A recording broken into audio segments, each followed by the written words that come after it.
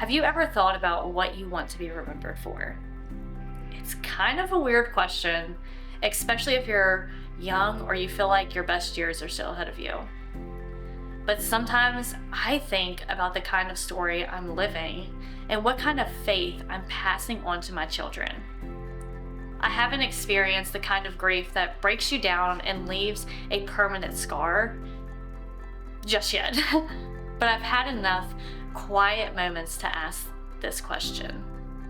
Am I living the kind of life that shows my kids I trust God with my future, even if I can't see what the future holds?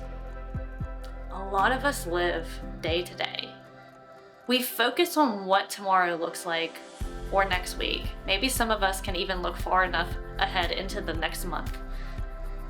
But God is often working in a much longer timeline than we ever are. I've come to know and believe that God is not just building something in you, He's actually building something through you. Abraham has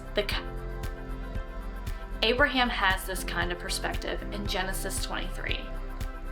Genesis 23 begins with the death of Sarah, and she was Abraham's partner, the woman who laughed with him, waited with him, and saw God come through in impossible ways.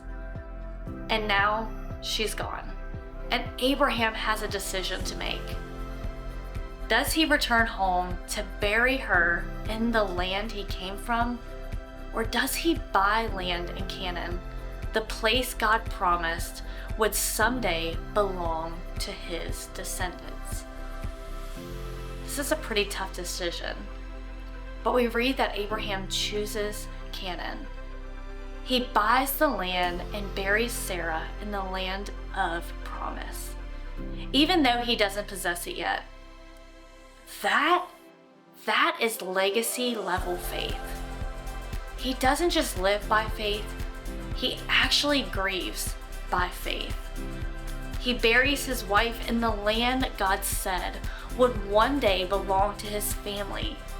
Even though he can't see that future yet, he believes it.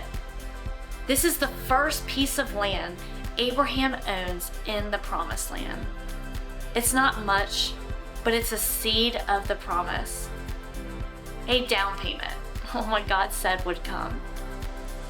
Maybe you're not dealing with grief right now, but here's the question this passage invites us to ask. Are you living like you believe God's promises are true, even if you never see the full result in your lifetime? Are you investing your faith in things that will outlive you? Are you walking in obedience now, even when you don't have all the results yet? Sometimes faith means trusting God with what's next, not just for you, but for the ones coming after you. Your kids, your grandkids, your nieces, your nephews, your friends' grandchildren even. Let's be challenged to be people who live with legacy in mind. Let's obey even when the reward is far off. And let's believe God's promises are so sure that we'll make decisions today that bless the next generation. Today, spend some time in prayer, asking God to help you live a legacy faith. Then remember, God's building something through you that will last beyond your lifetime.